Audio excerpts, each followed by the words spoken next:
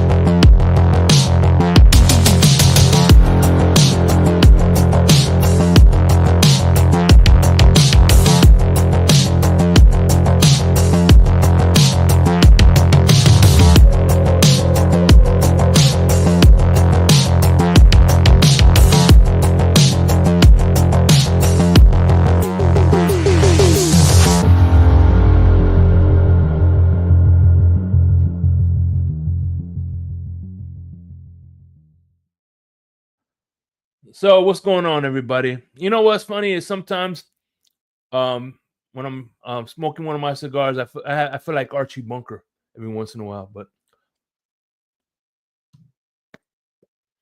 let me give a few shout outs, man. Scott Jackson, my main man. What's going on, man? How you doing?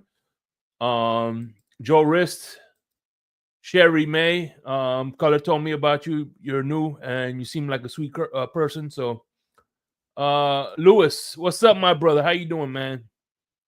Fred, what's going on, Fred? Man from Jersey. Ryan AP, what's going on, brother? And of course, tomorrow's guest on Insomnia, it's gonna be Red Wine and Bills and Michael K versus Crypto and myself in the you know. Hey, Luis, que hola, mi hermano, que hola, man. ABAB, Black Sheep. And I'm glad you're here, Lewis, because I told him this on the spaces that he inspired me, and I'm gonna steal some of his takes here, and I agree. Look, when we went a couple of years ago, this is in a Brian Flores and Mike McDaniel's comparison, so ride with me. A couple of years ago, when we went 1-7 and we started winning 8 games, and it looked like that we had a chance to make in the playoffs, I was excited, and I was hoping that we get in the playoffs. But unfortunately, the Baltimore Ravens won their last game, and we couldn't get in. Black Sheep, what's up? And unfortunately, Sean, what's going on, my man? How you doing, brother? Hope to see you soon, bro, in one of the tailgates. But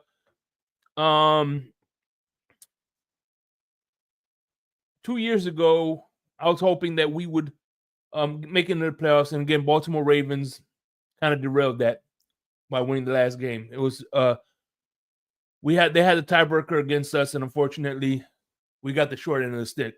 The year after that, the Bills, out of all people, beat the Patriots and punched our ticket in.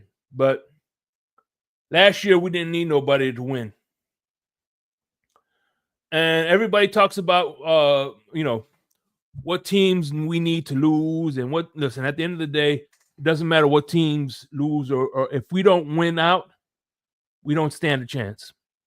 That's first and foremost. But secondly, the take that I was stealing from Lewis is the fact that every criticism that we had the first beginning of the week, we're starting to see as far as him running more, check. Him, he still does the fade routes, which is kind of crazy, but it is what it is. Which I think needs to change. That's the one thing he needs to change. But he's holding players accountable. He said so in his press conference. I was at work. Luckily, I didn't fall asleep in the middle of the floor and break anything. But yeah, he's holding players accountable, and he's letting players know that, hey, listen, it's nothing personal, but listen, man, my ass is online here. So, and again, I think this team is slowly making the necessary adjustments to continue to win. And that's what we need to do, is focus on winning. I'm not really focused on the other teams because, like I said, if we don't win out, all that talks about this team and that team and the other team is a moot point.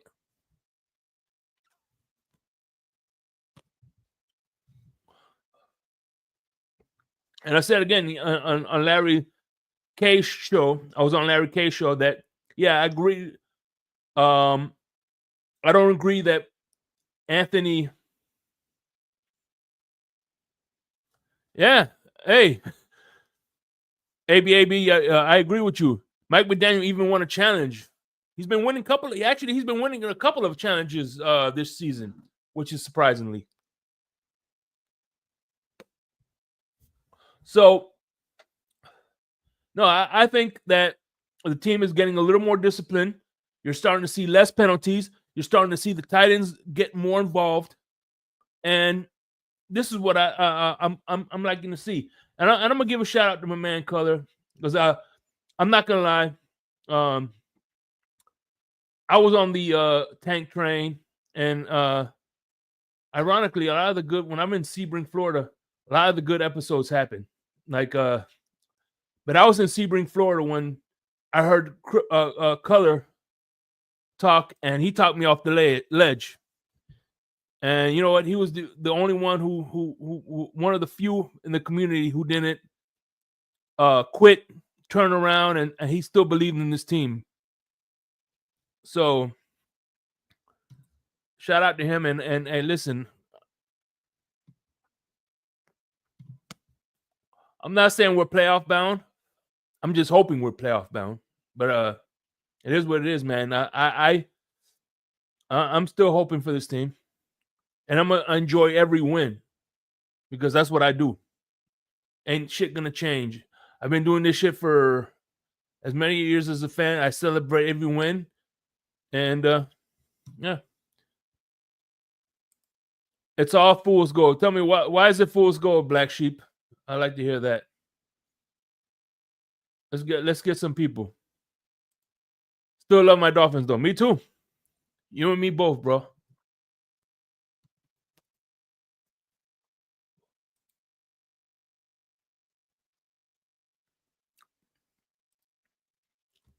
What was the difference between Flores, Horn, and McDaniel? Listen,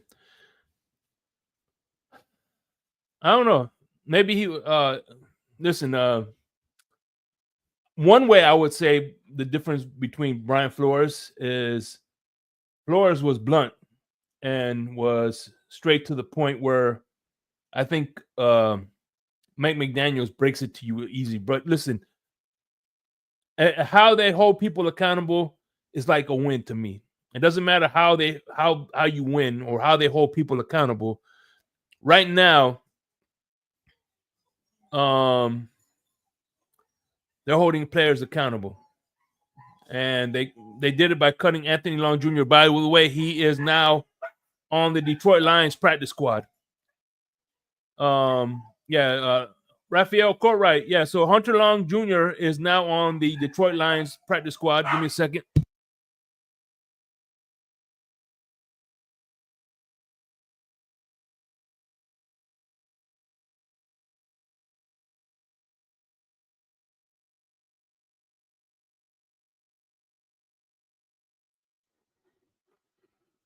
While Shake's gone, I just want to say that, yeah, like I always tell y'all, hope does not require faith. Faith enhances hope, but hope Correct. doesn't require faith. Hope is something that doesn't cost any energy to use. It took zero energy for us to hope our way to 4-6.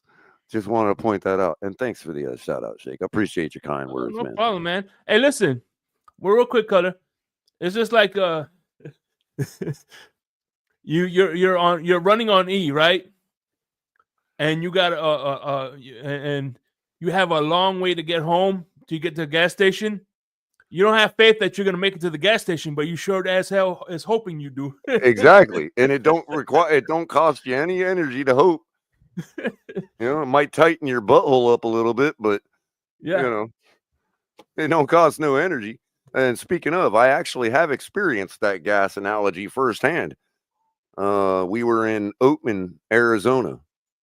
Oatman is that town up in the cliffs that has the donkeys that show up every day and then leave at nighttime, right? Yeah. It's a big tourist trap. Well, this place is so remote. It's really close to the northwestern Arizona corner with bordering California and Nevada. And the nearest big town is a place called Kingman. But Oatman is so far remote that they have to ship in water tanks for the residents that happen to live there. So they have like a couple months supply in a big water tank that they have to fill up every so often, right? But we were on our way up to the town, and we've been to 1,000 tourist towns and ghost towns in Arizona, and we didn't think nothing of it. We're like, okay, we're we're on fumes, but once we get to Oatman, we're almost there. We'll be able to gas up there. There ain't even a gas station there. That's when we learned how remote Oatman was. So we're like, oh damn, what do we do now? You know what I mean? We drove like a ways to get here, like it's in the middle of nowhere. Kingman, however, we're on our way to Kingman, and Oatman is you go through the town of Oatman to get there. Well, Kingman's down in the valley. Oatman's up in the cliffs. So we were straight hoping, like just, hey, if we stick it in neutral, you know what I mean, most of the way, we should just be able to coast all the way down to that town, man. And so we were totally on hope. We didn't even have fumes left. Yeah. So, yeah, man. But like I was saying, man, one thing that made me realize that this team wasn't giving up was the fact, A, they didn't trade anybody, and two, Calais Campbell was still on this team. He could have said, "Hey, man, let me go to a contender. Let me go to the Lions. Let me go somewhere where I have Let me a go out to the finish." pasture and call it quits. You know, I Mhm. mean, the guy's been playing for 16 and a half seasons Yeah, exactly. at a high level and still a high level. And he's still playing like. Listen, man. Regardless, here's the one thing that I want to talk to you about about we talk about the Buffalo game. Now, here's the thing about the Buffalo game, about as far as everybody wants to blame the defense, right? But check this out. When we lost those games, some of these games is because we didn't have our offensive weapons. So when we don't have our offensive weapons, we can't run the defense that we want, offense that we want to. And I think the same should apply for the defense. Right? Even if it's their fault, at the end of the day, they still have they should be able to Right. It's say, not look, an excuse, but it's a way to say there's no reason to blame. You know what I mean? Like, yeah, hey, there's look, enough blame to go around for the whole game. You know what I mean? that's what complimentary is football. Hey, listen, if I'm off today, if my defense is off today, it should be the responsibility of the offense to pick them up, and vice versa. If the offense is not all there, the defense should be able to pick that offense up, and vice versa. Yeah, sure. And at the very least, if neither one of them can do it and you're at a stalemate, that's when it's incumbent upon your coach to not, call a series of plays that works against you being able to close out the game.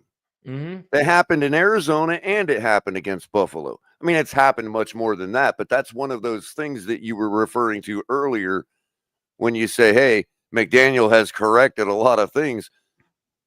That doesn't mean he won't lapse into that same kind of mentality once or twice going forward, but I think we've seen it enough to where he got the message. Maybe he does Yeah, listen to my show. You know what I mean? I don't know. but here's the thing. One thing, real quick, hold it on. It's my barber. Hold on. Yeah, to elaborate on while it shakes away for a second. Look, it's not a matter of look. I'm with like people like Lewis. I'm a big execution guy. I'm hey, the players need to play, but there are times when your coach can literally, like your coach has to execute too, and there's certain standards that every coach and that winning coaches implement in those situations that Mike McDaniel just didn't implement. He was implementing the exact opposite. The 2nd and 12, throwing down the sideline for 30 yards. Yeah. You could say against the Bills, the check downs to the sideline on that last drive that were run right out of bounds to stop the clock. All we needed was 10 more seconds run off that clock, and they wouldn't have been able to attempt that 61-yard field goal. But You know? well, real quick, though, where I was trying to get to is, look, in that Buffalo game, one thing I do agree with you is that, listen, there's games that we said, hey, this was a total team win. I think that Buffalo game was a total team loss. Of course. I totally agree. And you could, at the same time, we have to recognize that the defense is part of that team loss and responsible as part of the team when traditionally they haven't been. So that is the difference. We need to strongly include the defense with that team loss because we haven't had to before. You know what I mean? Mm-hmm. Well, there are things they did in that Buffalo game that, worked toward us losing. Sure. And we're not used to saying that. Yeah. So I understand why people want to stress it and emphasize it because of the fairness involved. And look, we emphasize that on the offense heavily for the last 3-4 seasons. When the defense, has their moment of failure, we have to stress it as well. And I totally agree with the people that came from that standpoint. You know what I mean? Mm-hmm. And by the way, shout out to Man of the Hour. What's going on, my brother? How you doing? I seen Cosa Nostra here earlier. Raphael Courtwright. What's going on, guys? And of course, you know what we do. We usually do around here. I got the press conference loaded up, Right on. and of course, this press conference is brought to you by the one, the only. What's up, y'all? This is Chef Jew. Looking for a great chef for your next catering party, private party, office party, etc. with welcome watering meals and desserts.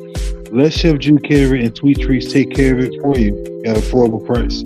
Call me at 786-804-8096. Also, reach me at chefjewcatering@gmail.com.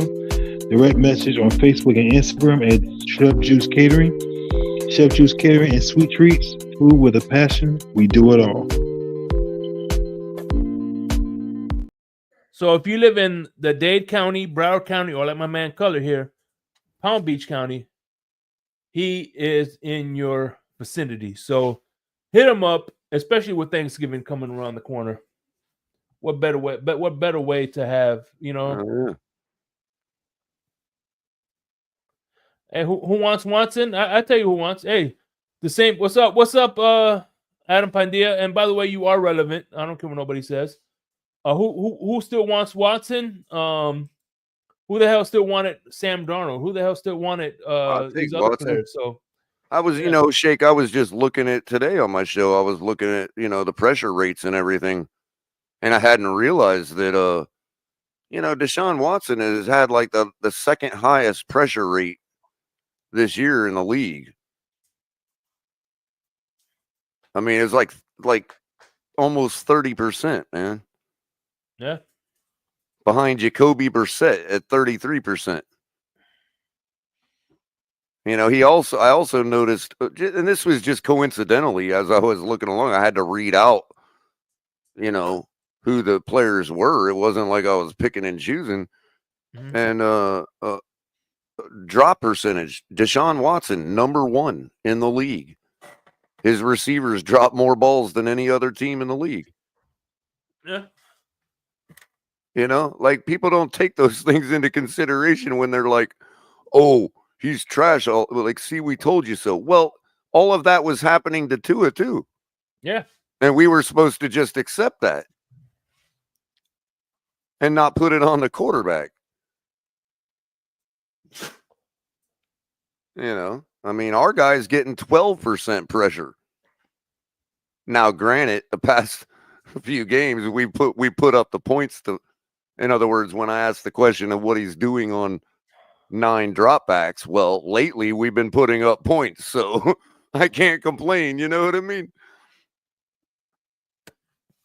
So let's and a couple first downs. Real quick, a couple first downs on that one dropback where he's getting pressure too. That's been a nice change of pace. Mm-hmm. Anyway, go ahead, Sig. If you can, please, do me a favor. Can you drop the link in the group chat, please, if you don't mind? Oh, sure. And you want me to do it on the phone or the phone, Twitter, please, or Twitter, whatever. So yep. That way, Crypto, if he's available, can get to it. But here it is. Look, as always, when there's a draw on Wednesday, we change the page. No different this week. I did, have an opportunity today in the squad meeting to kind of show the areas that we've improved at and things that we just have to get better at. And I think the guys really took that stuff to heart. One thing just on both sides of the ball, as far as targets are concerned, is protecting the football and the takeaways. Like, we just have to do a better job in those two areas. It's good to get back in the division. I will say, this isn't the same Dolphins team that we played before. That was also a reminder to the guys where you feel like a team at the same time. They're going to do things different, and Tua's here, and you can see just the difference in that offense with Tua out there. Yep. Even he says, "EM Dolphin fan, what's going on, man? What's up, EM? Who? EM, what's going on?" Oh, so, by the way, Shake, did you hear that earlier when they asked Tua about Drake May? He's like, who? Mm-hmm. I have Drake May's press conference too. It was pretty interesting what he had to say. But so yeah, man. Even Mayo realizes that the offense is going to be a lot different with Tua under helm. Very good player for him. Talk about their receivers. Obviously, one word to describe those guys are it's just fast. Those guys are blazers, and we have some fast guys on defense too. So this will probably be a little bit more of a matchup game. But those guys have fast players on the outside. I will say the backs don't get enough love. I think their running backs are very good, especially with the scheme that they run. And then the tight end, I would agree with him. They don't get enough love because they're not household names yet, like your Saquon Barkley's or your Joe Mixon's. John was doing a good job and has been coming on as of late as far as his run after catch stuff. So doing a good job for him there. Defensively, starts up front. Which, by the way, Gerard Mayo did coach with was a coach in the building when Gerard when he was when John Smith was on the Patriots at one time.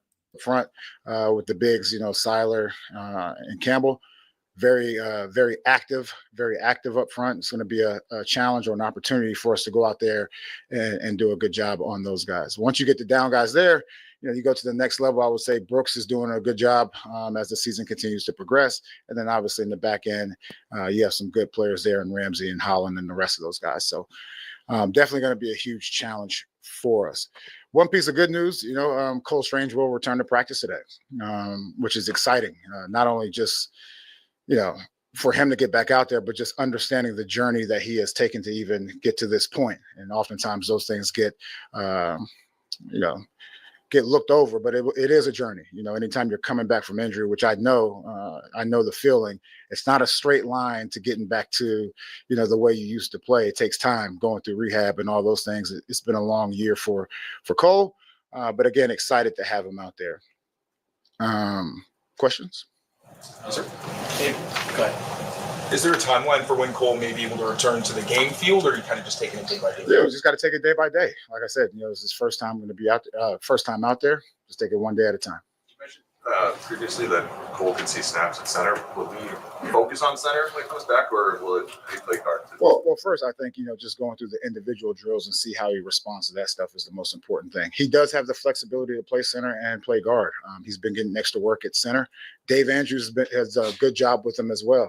Going back to, a guy that, he's on IR for the year, but just his leadership remains in the building. And one of those tasks has been, to help Cole understand the center position while he wasn't able to be on the practice field. Shake real quick. One thing I want to say is you don't have to click on 2 times speed for him, bro. He's already there, man. He's about halfway through this presser already, man. Yeah, man. He's one thing I noticed. I don't think I've heard one or yet, man. One thing I noticed about him though is he's getting a little better at the press conference. He's speaking with a little more confidence this time around. It's probably because he's got more wins under his belt. Right. Well, I kind of like how he makes a statement first and then says questions. It kind of like if you had these questions, because now he can go back when they ask a question that was answered in his statement. He can go, I've already answered that. Next. Mm-hmm. That's what Belichick used to do. I mean, I'm sure you asked and looked at this thing. But I noticed since I've been doing this, right?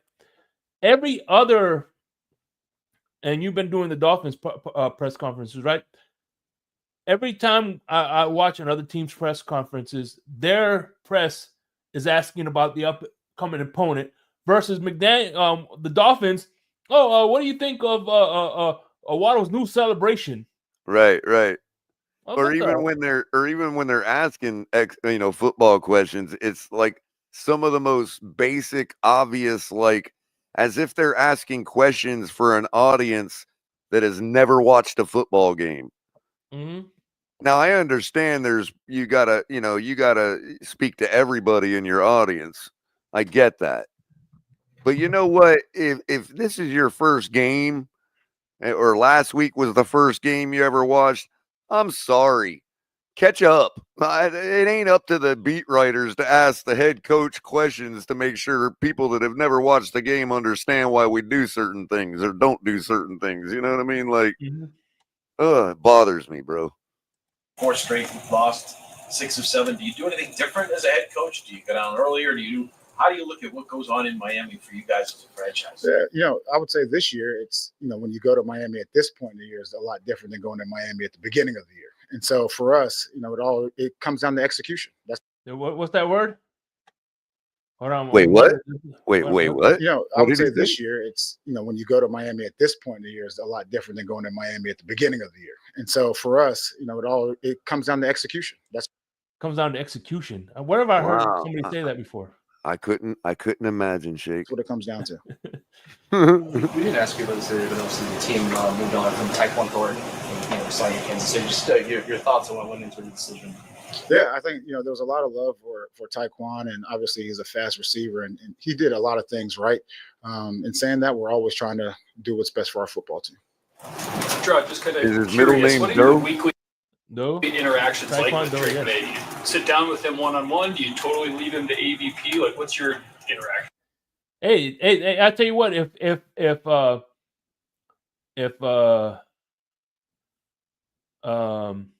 they release him, he'll be a good Dolphin. You have jiu-jitsu and taekwondo. No, I think the head coach always have to have a good relationship with the starting quarterback, and we talk every day. Keaton Wallace, start the clock or not? Not yet on Caden. One at a time, Mike. One at a time. Gerard, what did you guys see from Titus Lee up that you wanted to work with him? Yeah, just a versatile player, has good size, good athleticism, and hopefully he can, help us on defense and really special teams as well.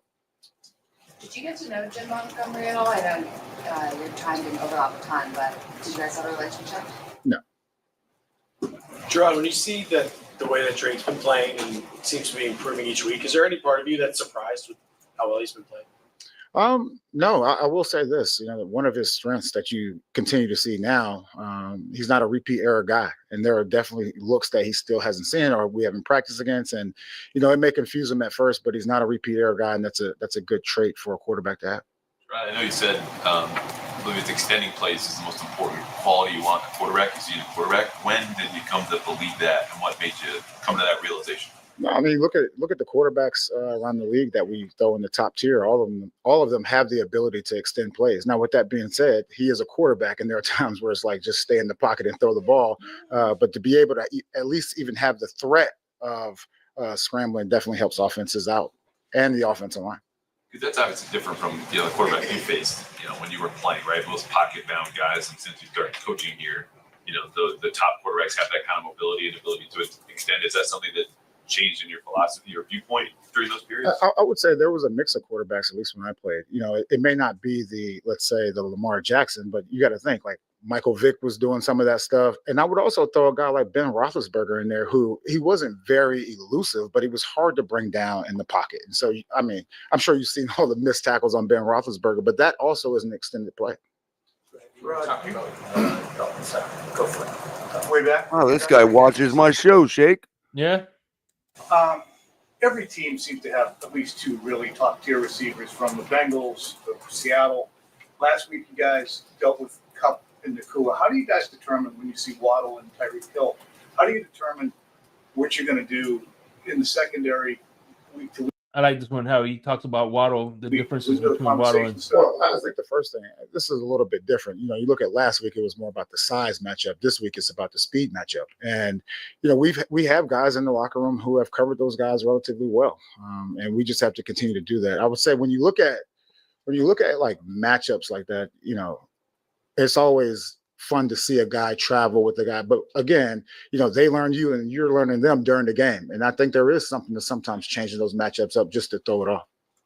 And you know what? And that's another thing that I liked about these last couple of wins is the fact that they're not in the last couple of wins, they haven't been trying to force Tyreek or Waddle the ball. They've been making other people get those first downs, like a Chan and Jonnu Smith and even now Odell Beckham has caught in the pass or two. Yep.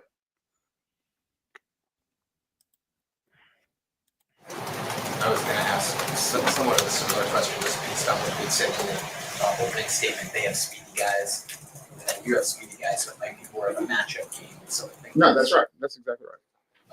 I was wondering if there was any follow-up off of the Rams game where some of our discussion was with Christian and match, Which is it's a fair point. What I would say, like in the man, I went back and looked at that as well. So in the man-to-man snaps, Christian was on one of those top two guys the majority of the time, and now in zone, like I mean, it really doesn't matter. No, I shouldn't say it doesn't matter where he is, but in those man-to-man snaps, he was for the most part where we wanted him to be. Travis, you've watched the Dolphins under Tua since he became their quarterback. Why does he fit this offense so well? The ball comes out so good. That's right. Yeah, I think the first thing is like you have a bunch of receivers, and now even putting the back and Jonnu in there as well. That they have good run after catch ability, and you hit it on the head. The quickness that the ball comes out and gives those guys an opportunity to run is definitely a strength to us. My quarterback wide receiver conversation. How much, if at all, does history play into it when we talk about a guy specifically like Jonathan Jones and Tyreek Jones? I think you take those things into consideration while at the same time, maintaining the right to kind of change those matchups up. Gerard, Miami historically has been a weird place for this team to play no matter the time of year. Why do you think that is? And do you address that with the guys this week? I think it. Well, first and foremost, I won't address it with the guys as far as like the struggles that we've had in Miami, even though they're probably listening to me right now. But what I will say is every game is unique. Every game is unique. It's a tough place to play. It's not that it's like super loud or anything like that. We just haven't been able to get over the hump. We're sorry to keep harping on the matchups in the Rams game, but in some of the base packages with red zone, he knows that firsthand himself. He played in some of those losses at Hard Rock. where there were only two receivers. In hindsight, would you maybe have put Christian on one of Kupp or Nakua if DeMarcus Robinson was the other receiver, or did you think the plan was solid? No, we thought the plan was solid with, still being able to change it if need be. So that's how we thought. How important was it to have, the first time all season we've seen back-to-back starting O-line the same? How important was that? And do you intend to kind of do the same this week? It's huge. It's huge. Look, we'll see what this week looks like, but we've been talking about this since training camp. The continuity up front. What I will say is having that group up front and really starting the games faster has definitely helped us. What's been the advantage of having guard versus tackle in these last 2 weeks? Yeah, just solidifying the inside part of the pocket. You always want to make sure that the quarterback has an opportunity to step up in the pocket, especially with two good edge rushers. You're up top, protecting the ball and getting takeaways. What aren't you seeing defensively that leads to takeaways? How do you get that? Well, these guys, it's a mindset, and it's about, gang tackling and punching at the ball. And I've always believed that, turnovers come in bunches. And so hopefully that's the case now. Gerard, you mentioned a couple weeks ago, way in the back. Hey, ladies first. Go ahead, Karen. Oh, okay. I'll come back. I'll come back to you. I'll come back. Thank you. Yeah. You've mentioned this kind of the rookie coach and the learning season for you too, like any rookie. Have you found that the trial and error component of it has lessened over time, or is there so much more for you to glean as the season goes on? Yeah, I think there's so much more for me to learn. I had a conversation. Who was I talking to? I was talking to someone, and they have a good relationship with Andy Reid, and he asked him what he did in the offseason. This is after he's a seasoned coach, all these Super Bowls, and he just watched 1,000 plays of just red area offense and defense. And to me, you have to stay growing. You can't be stagnant in this world. Damn right. I like that, what he said. A rolling stone gathers no moss. Yeah, man. Listen, man. Even that's why Andy Reid is so successful. Is because even though he has success, he's still looking for ways. Even Belichick did that, and ways to elevate and innovate and evolve his defenses and offenses. Drake had 8 scrambles against the Titans a few weeks ago. Of course, Bill Belichick did it by stealing signals and videotaping, but still, that's innovation. And we've asked you about design runs for the quarterback. You said, he's taking enough hits just scrambling around, and you guys have been okay with that. The scramble numbers have come down the last couple of weeks. I think he's got 7 in the last 2 games. Yeah. Would you guys reconsider that plan for the design quarterback run game if he's not scrambling as much. Look, well, our message to Drake, and we've had multiple conversations about this, is to maintain being a quarterback as long as possible. And that's what we expect. Now, in saying that, absolutely, there will be game plan runs at a certain time. We're still evolving as an offense, and I think Drake is continuing to get better. And so we'll put more on his plate. Thanks. All right, that was the one and the only Drake Gerard Mayo, which, by the way,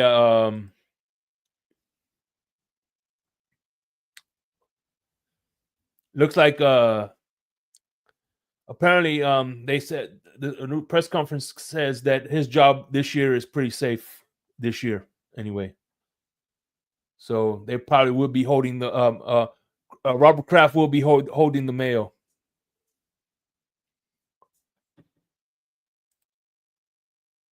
And real quick, I just want to play a little bit of the press conference of Drake May. I have his press conference right here.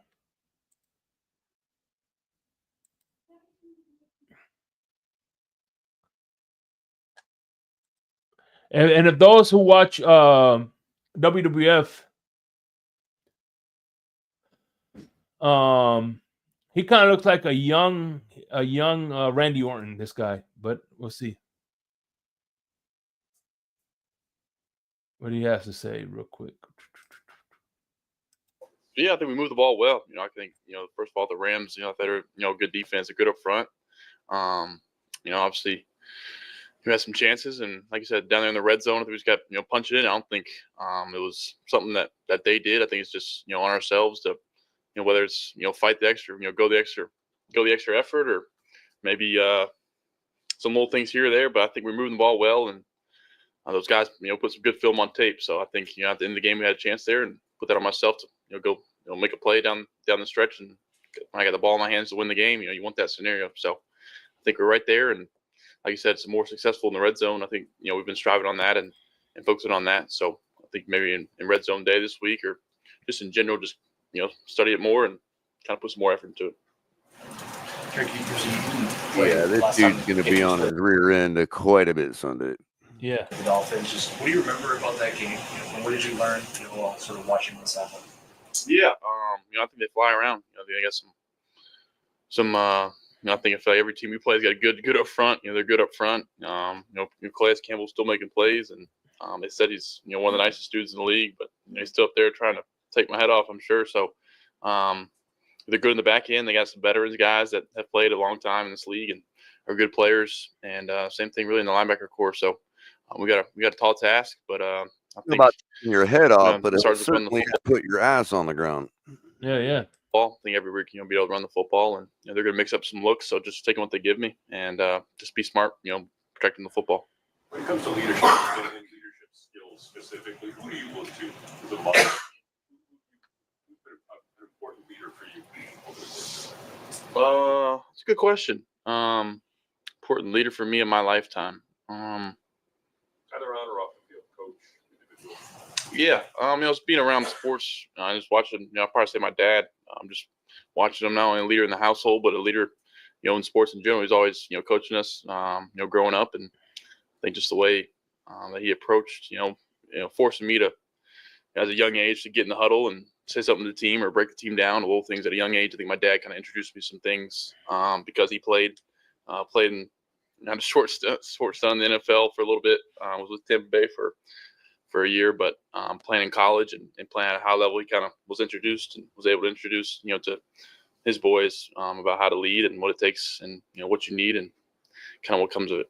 Drake, you've gotten a lot of praise for your field vision and your process ability. So I'm curious from your perspective, when you're reading a defense, in your head, is it, they're cover 2, they're cover 3? Are you just reading space and leverage, or how are you really seeing the defense and going through your head? Yeah, I think that kind of comes natural. I think you always try to check, the safety structure. I think that helps any type of quarterback. But I think kind of the best thing is just spatial reasoning. Like you said, seeing the space or seeing the guy, and that also comes with feeling the guy out. Pause. But I like that right there. Feeling the guy out. Pause. Oh man. So that's just a little a snippet of as Drake May.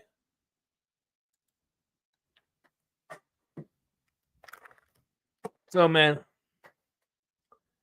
what do you think our chances of winning this game? What percentage would you give it, Color? Give me a second. Let me look it up. I'm just kidding. But seriously, about 70%. Yes, and ironically, Michael K gives us a 70% chance to lose. It's probably Interesting. higher than that, but Well, I'm about 1.8 Bonjo? percentage points higher than what ESPN Analytics says. They say 68 point something. Of course, you're going to be at the game. Did Drake May just say pause after? Really? Wow, man, that's hilarious, dude. Yeah, it goes. Hold on, I'm gonna play one more time so you could listen to it. Yeah, when I was listening to it, I'm like, because I try to listen to it to see if there's any good snippets about the Dolphins, and of course, Gerard Mayo had a lot of a plethora of things to say about the Dolphins, so that's why I played pretty much the whole thing. But hold on.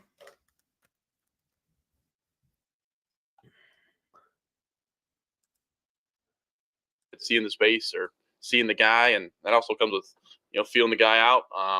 Pause, but pause, but yeah, it goes. That's what comes with feeling the guy out. Oh man, that's hilarious, dude.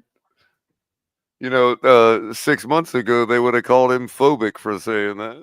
Yeah. They would have had a struggle session with Drake May. He would have had to apologize and all that shit. Mm-hmm. Like, why'd you have to say pause? It's what all those young kids are doing. What the hell? By the way, I heard you use the word plethora a minute ago, Shake. Yes. Do you even know what a plethora is? Yes, a plethora. Yes, like Michael K has a plethora of jabs at the Dolphin fans. So would you say that I have a plethora of piñatas? Mm-hmm. How would you know if I have a plethora of piñatas if you don't even know what the word plethora is? Uh-huh. Right out of Three Amigos, man. That was a great movie. Mm-hmm. El Guapo. El Guapo.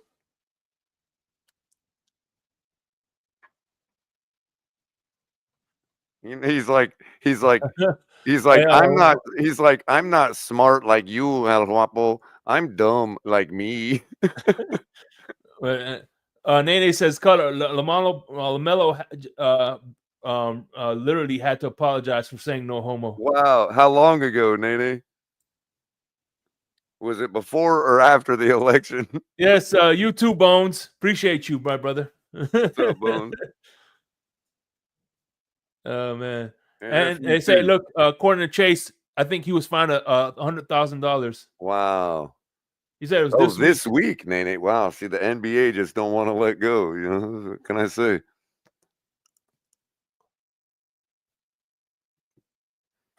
But hold on. See, here's the thing, though. The pause could also mean, right.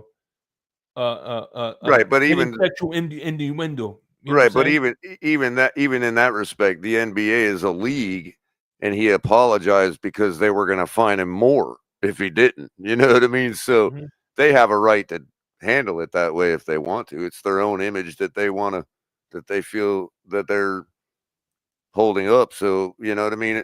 But if you're talking about government making people apologize, that's different. You know, that we were getting close to that. But yeah, I agree with Vonjo. Saying no homo and pause is a huge difference. Yeah, I suppose.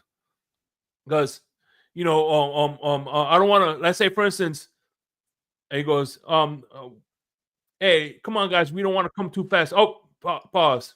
Right. Not only that, but just because Crypto, just what's be going on? I don't saying think the positive. government was ever coming close to that. Well, maybe not, but that's that's the There was minority no opinion. That's the minority there opinion. was no indication that the government was ever doing that. That's the minority opinion, Crypto. What can I say? Anyway, but pause also shake would be like, I'm okay with that. I just don't want a bunch of people asking for my number. You know what I mean? Mhm. So it don't have to necessarily be phobic, What that, I guess. but most of the time it's always innuendo because people mind is in the fucking gutter. Let's just be real Exactly, about it. Crypto. Exactly. Let's just be honest. No freaking no Turn up, freaking Crypto. holding back. This Turn when up. you have to give a disclaimer, pause or no homo. Your mind is thinking sexually and it's in the fucking gutter. That's what it Turn is. up, That's what Crypto. it What's called a spade a spade. Turn up, Yeah. Crypto. You You tell should them. never have to preface a normal English language speaking with pauses and damn no homo if you're not thinking that way. Why would your mind go in that direction to begin with? You tell these heathens, man. Turn up, Crypto. Yeah, because as my church going mom or grandmother would say, get your fucking mind out the gutter. That's right. You tell them, man. Turn up. Hey man, it's just you like have to worry about the NBA or no other leagues coming up with kind of ways of proper talk and proper speak. Yeah. Hey man, let's just listen. Hey man, I was at I'm getting ready for a barbecue. I'm just gonna thaw my meat, or I gotta do something to my meat before I put it on the grill. Everybody's like, "Oh, meat pause." Right, Jake. I'm just saying, meat is normally as a normal part of the English language. Yeah. Referencing an animal or the flesh of an animal. Uh-huh. Why do your mind have to go in the direction to somebody's Johnson? That's my dog Crypto. I'm telling you. I know. I know, man. Tell these heathens, bro. You tell them, Crypto. Bunch of Yeah, they godless, definitely heathens. bunch That's of why I godless say, souls, man. where's Anesta when you need her? These are a bunch of heathens. Where's Anesta when you need her? I'm an atheist, and my mind ain't even in the gutter, man. What's up with that? Oh shit! Here comes Grandpa Crypto back in the day, talk about my meat and all. Tell him, Crypto. Tell him Pepperidge Farm remembers how it was. Exactly. You got what's the other one? A white hen pantry and freaking damn. What's the other one? Bob Evans. Hey, by the way, speaking of which, hey, listen, man, this Wednesday night at midnight, Crypto and I are going to do our second annual Thanksgiving special, man. Is there going to be turkey involved? I might have a turkey bologna sandwich. Okay. Does that count? As long as there's mayonnaise on it. No, I think you could take the bologna out, Jake. The turkey would be fine. Turkey bologna, yeah.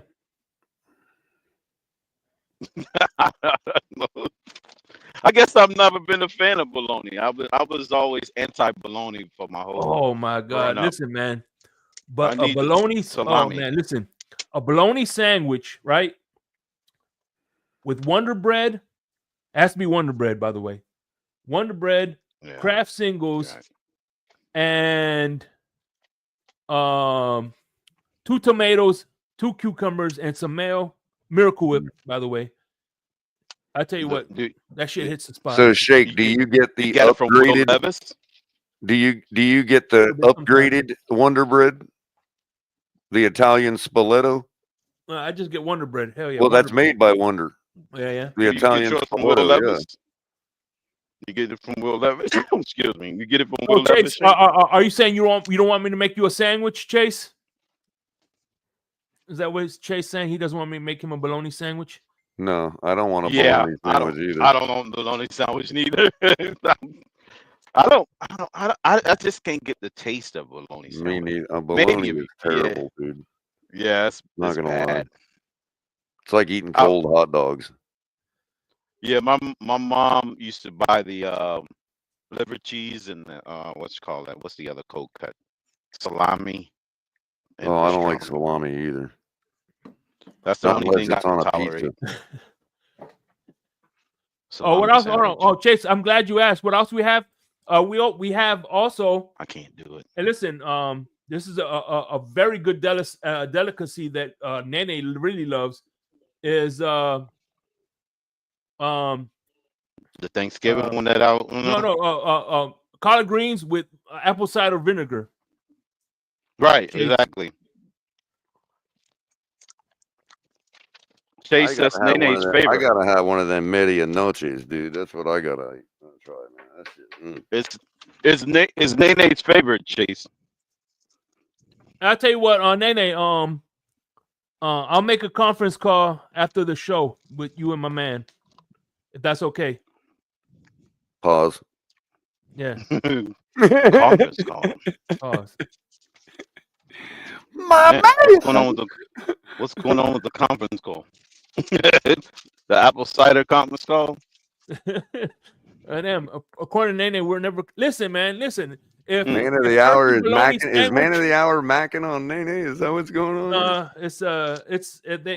They got a rival. Man of the hour. He went to Northwestern. She went to Central, and they're like they hate each other. So it'd be like Romeo and Juliet. Okay.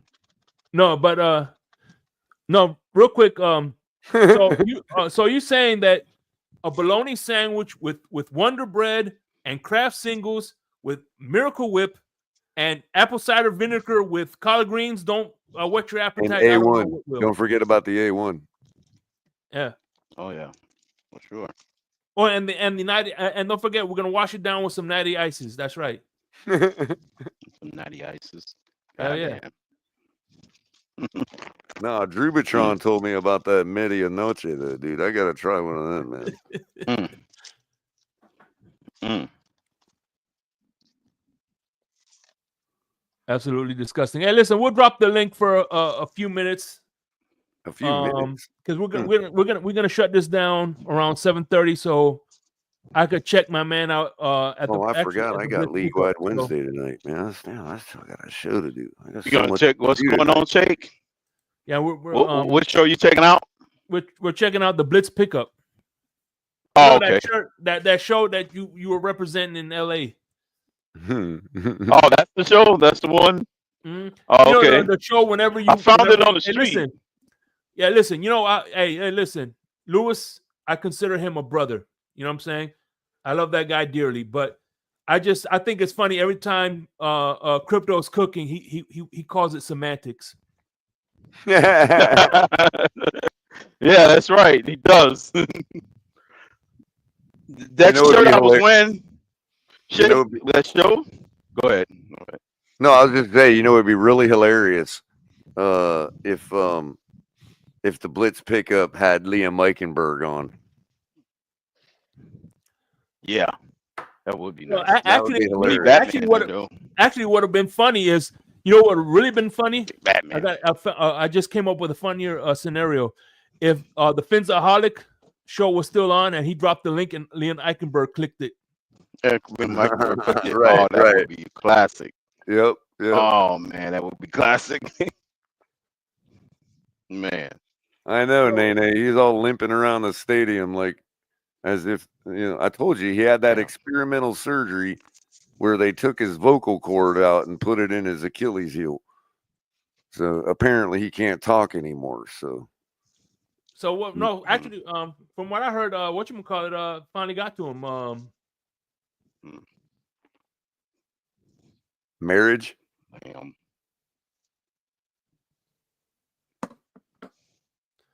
It was what was I saying? Something finally got to him. Oh yeah. Salvan Ahmed. He's like, hey, I came here to collect.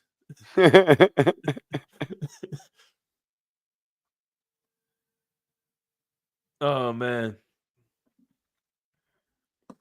So what's on your mind, Crypto? What do you think of this week's upcoming game? This will be the definition of a trap game. Trap game? For the players. You don't lose all trap games, but it's the finest one, given that everybody's skipping over them. Hey, speaking of which, Out to Pasture podcast, which is uh Kim Camper and the other tight end, who's it? Joe Rose, I think it is. I'm not sure. I know Kim Yeah. Camper is one of the hosts. They're holding. They're hosting. They had Dave Wanstead as a guest, and remember the Minnesota game where he put a lobster trap in the locker room for the Minnesota Which game. one? Oh, you talking about? Dave Oh, Wanstead. you talking about back when he was playing? Yeah, no, he was a coach. We went to Okay. Minnesota and he put a lobster trap in the locker room, saying this is a trap game. Didn't we just defeat the trap? Like, we traveled across country to come back home on a short week facing a team that was coming off a bye. And we beat them 34-19. Isn't that kind of defeating the trap? No, because it's you still got another bad team that's in between the game that everybody's focused on. I guess. And by the way, unless you're talking about a series of traps. Donald. Yeah, Donald. you can say that. I don't know if the health czar was too into that McDonald's meal that they were Hey, feeding by the him way, on the plane. that chicken Big Mac is not bad. I've had the chicken Big Mac. It's pretty. Yo, they were all sitting around eating McDonald's on the plane, dude, and RFK was sitting there with this ghastly look on his face, like, I can't eat that. Oh man, he ate it. I'm sure he did, but he's just looking at it like, I'm a Kennedy. Not for the That's photo. McDonald's. Vey. But yeah, the Big Mac. And by the way, and that was the reference. Remember I was telling you about It's kind of real quick, Shake. It's kind of like Coming to America. It's like it's the same thing as My Son Works. It's like, that's McDonald's. I'm a Kennedy. No, what you call it? What is it? After the stuff they said they put in fries, I might have to go on a band with them fries now. The famous golden fries, the 14 different stuff that they got there. Like, man. But no, now they did a good job disguising them with them fries, though. But You're real quick, doing a good job disguising your voice right now, man. But that was number one. I said about the remember I was talking about the Cater Kohu reference. I said I watched Cater Kohu on my grandma's black and white TV. Yeah. I It was that bad, huh, Shake? Yeah, yeah, man. Trust me, that TV saw the moon landing. Now, what were you saying though, Crypto? You were like really low a second ago. No, I said the 14 different chemicals have been found in those golden famous fries by McDonald's. Oh, I know. It's terrible, bro. And it's like now we have to I have to find myself boycotting McDonald's fries now. The best thing on their menu. Bro, I haven't eaten McDonald's for like food in like 3 years now, bro. I'm in McDonald's Anonymous. All I get there is coffee and an occasional biscuit, egg, and cheese, occasionally, and a cup of oatmeal. They can't fuck up the oatmeal. You know what I mean? Eating McDonald's. Eating McDonald's is like getting that ratchet girl in school. Mm-hmm. We all did it, but we sure as hell denied it. And we kept going back to it like, why are we doing this? You know what I mean? You know what finally did it for me? I'm sitting at Denny's one time and I ate this freaking huge ass meal for like, and I ended up getting out of there with tip and all for like $15. I'm like, I just spent $6.50 for a freaking Egg McMuffin and a damn coffee at McDonald's. Like, what the hell am I doing to myself with that shit, man? When you can get real food for, not much more. I see families go in there dropping like $60, $70 on a, them and a couple kids. It's like, why aren't you going to Olive Garden for that, man? So Von Joe is saying the coffee is fake. It's nothing but water and processed grounds from the coffee bean. Well, wherever they're getting their and beans, fake there's some dairy. good. Wherever they're Fake getting their dairy beans, powder. look, I don't care if they're sweeping them beans up off the floor. They're good, whatever they are. I buy their coffee off the store shelf. The Mac Cafe. Oh, it's good. It's like perfect, bro. I Yeah, mean, I've it's been eating $1 billion research and development is going to make some pretty damn good coffee. You know what I mean? But you know what's crazy, man? I went to McDonald's a couple of times, right? I go there, say, let me get a large black iced coffee, no cream, no sugar. And every once in a while, they'll put cream and sugar in. I'm like, no, I said black, no cream, no sugar. Or they'll get it, they'll put it black, but they'll have sugar on it. And that shit tastes nasty as hell, man. What I hate is when they're like, how many creams and sugars do you want? It's like, I don't freaking know. Like, how does your thing dispense them? You know what I mean? Like, is it by a teaspoon, tablespoon at a time? What? No, they open them up. I think Well, I've got it down now after trial and error. I've got down what I need, you know. But I just go 4 or 5 creams, and that's automatically my sweetener. Yeah, I got mine's 4 creams and 8 sugars if it's a 16 ounce.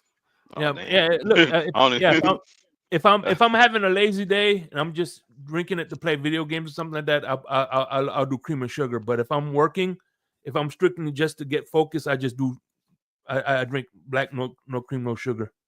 Mm-hmm. Look at him, that's fake. Only dude. time I could drink coffee without cream and sugar Donald's if it's already flavored. Donald's like, that's fake news. Everything on our menu is all organic. Huh. Man. Even the cows. Organic cows. Donald served the freaking McDonald's on the plane. He's like, I made this myself, everybody. Don't worry, I washed my hands. Joe Rist, I work for, I'm not going to say which, but I a work little for stale. It was made about 3 weeks ago.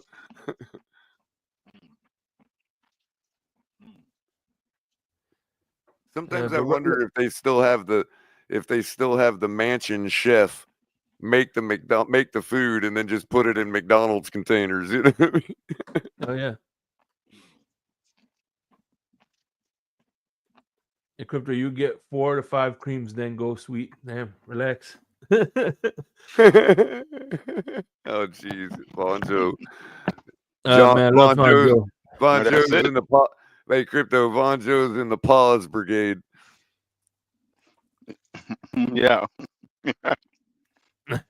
Hey, look, it's healthy. Look at him. See, look, he's a look at Donald McDonald. I wonder if that's Michael K, man. Oh no, that could be Scummy. Mm-hmm. Oh, it could be. Well, he did threaten to take away his like the other night when I went in on him. Michael K is like, nope, that's not me. I think Scummy can't Michael stay K away. has a burner account. Don't believe Michael K. That's his third phone from Tony. You know what? I haven't seen Scummy since he said he was unsubscribing. Damn, we lost Scummy, man. That sucks. Why did he unsubscribe? Crypto, you're gonna have to do better with the jokes, bro. We've lost Scummy, man. Why did he say you unsubscribed? Oh, because I bitched at him about something. Huh? Because I bitched at him about something. I don't remember what it was. Typical me, you know. It was something. No, he'll be back. That could be him in his new disguise. Oh, he threatened to. I know what it was. He threatened to unsubscribe because the wrenches were messing with him and timing him out, and Jermaine or somebody was like messing with him with the wrenches.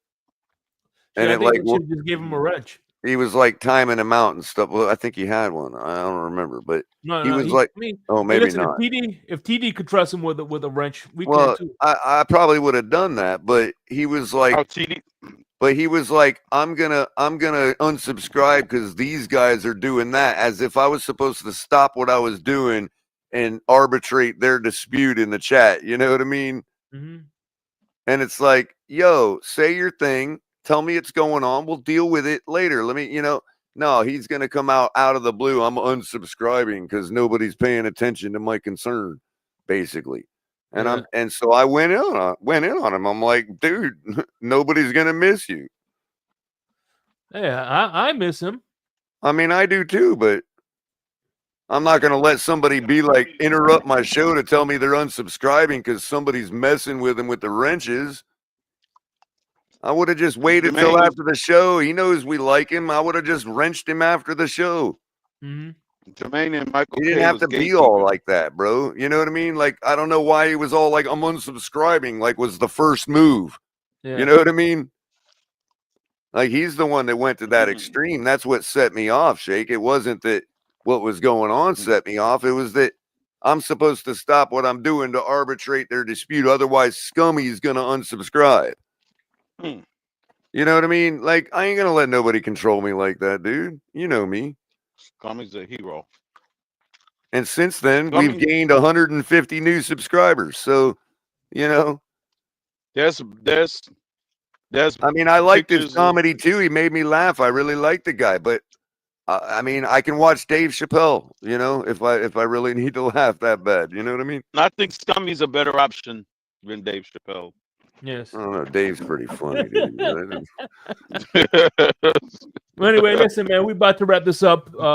Lewis, the Blitz pickup is about to start, and I don't want to miss that. So I appreciate y'all for coming through and showing us love as always, man. Tomorrow night, Friday morning at 3:00 or 4:00, depending on what time I drop it. It's gonna be Crypto and I will be taking on Michael K and Red, White, and Bills. Let's hope the Dolphins fans, at least the Dolphins, can win at something.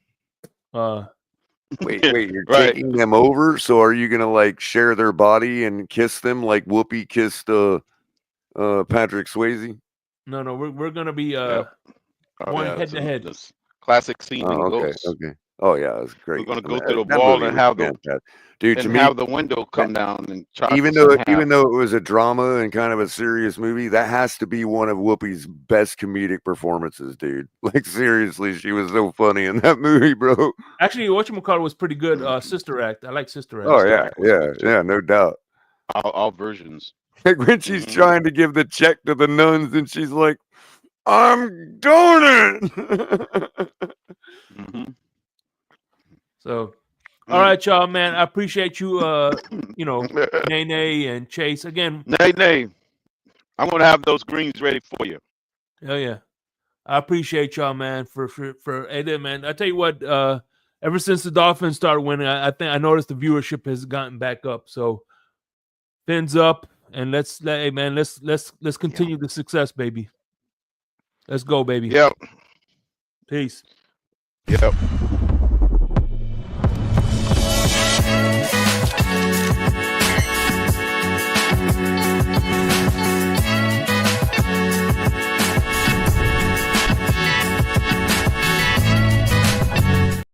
Hold on, I had to stop to say this. Fuck you, Bones.